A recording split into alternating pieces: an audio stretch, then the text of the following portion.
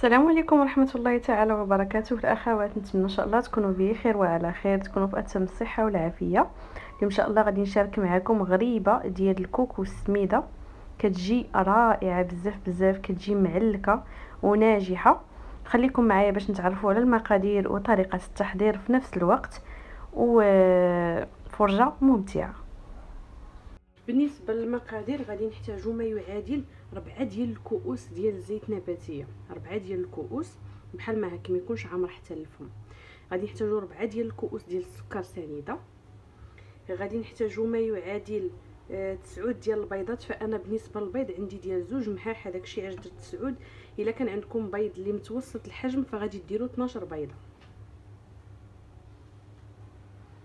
غادي نحتاجو كذلك 1 الكيلو ديال الكوك اللي يكون كوك ممتاز، يدو ليه بحال ما هكا ويخرج ليدام كما كتشوفوا. راه الا معكتيه بحال ما هكا بين يديك كنتمنى يكون واضح ليدام. هذا هو الكوك الممتاز اللي تقدروا تخدموا به بعينيكم مغمضين.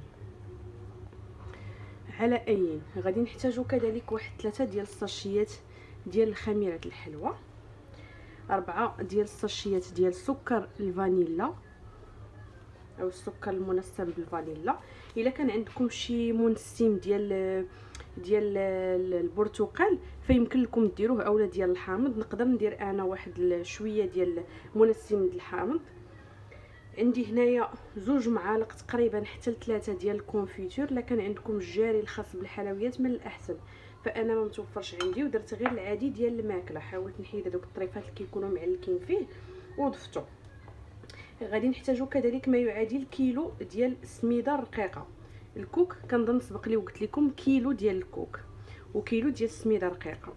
فهادو هما المقادير اللي عندنا. وبالنسبه للسكر كلاصي فيكون سكر كلاصي سبيسيال اللي غادي نفندو فيه الغريبه ديالنا. نبداو على بركه الله. هنا غادي ناخذ القصريه ديالي اولا بول اولا فاش ما بغيتو تخدموا. غادي ندير فيها البيض، فكما شفتوا البيض عندي كل بيضه فيها 2 محاح. هذاك الشيء علاش نقصت الكميه ديال البيض.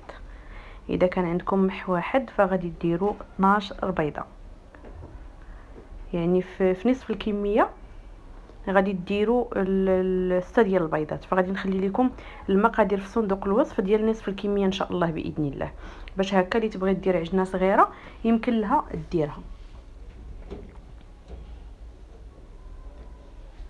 غادي نضيف كذلك السكر سنيده، 4 ديال الكؤوس ديال السكر سنيده. ما تكونش غليظه، تكون ديك الرقيقه من الاحسن باش هكا تذوب معنا دغيا. ناخذ طراب يدوي اولا كهربائي اولا بغينا نديرو بيدينا، المهم اننا نطربوا هذاك السكر سنيده مع البيض مزيان مزيان.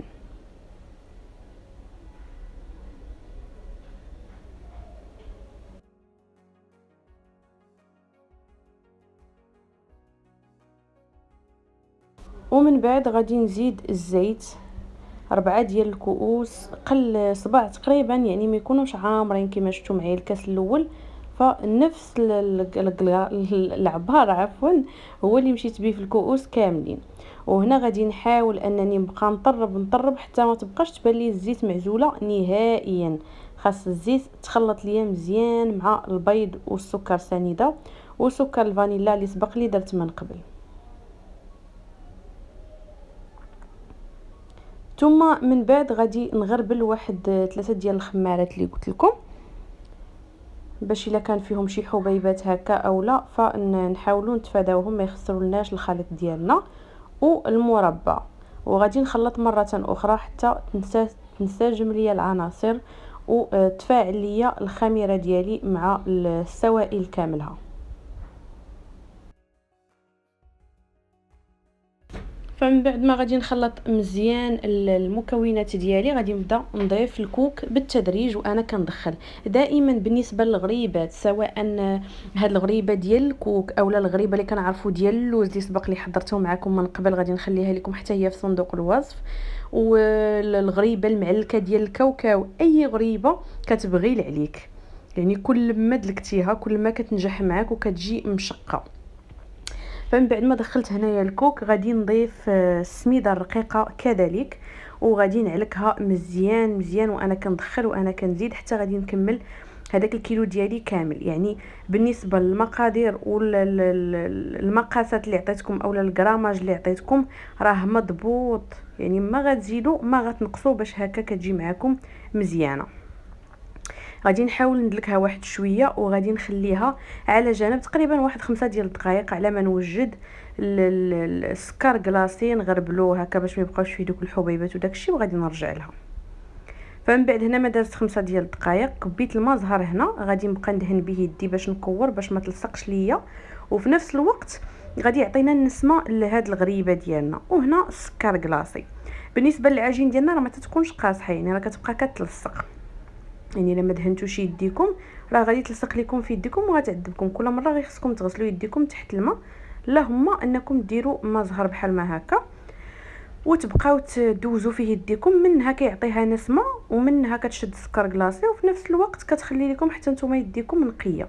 فانا هنا حاولت نوريكم في الاول بحال ما هكا غير باش تشوفوا يعني الطريقه، ولكن راني كنكور كلشي باش هكا ما كنزعلكش الخدمه وكتبقى نقيه.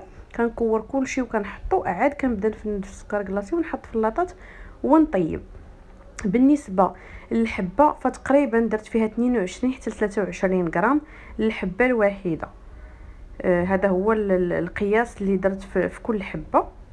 وصافي كتعبري في الاول ومن بعد كتولي عينك ميزانك، كتاخدي العبار بين يديك. فغادي نستمر بنفس الطريقه حتى نكملهم كاملين في اللاطه.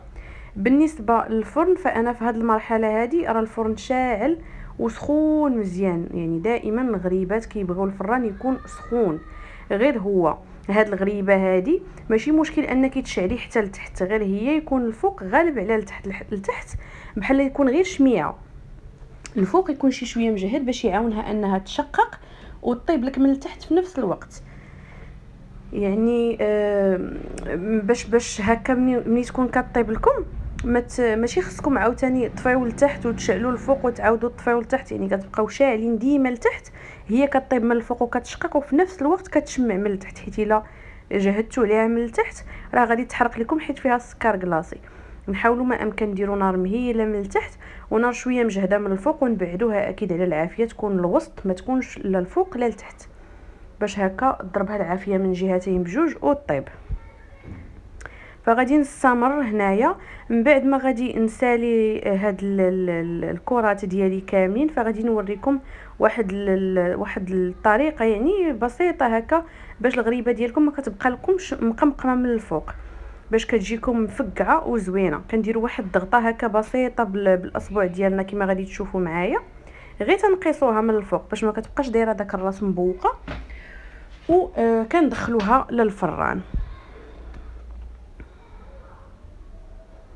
هنا كما شفتوا معايا راه كندير هذيك الضغطه، ماشي كنورك بزاف وانما غير تنقيسها بصبعي، وكيجي فيها داك المنظر زوين من الوسط، يعني ديال الصباع كيبقى شاد فيه السكر كلاصي وكتشقق من الجنيبات.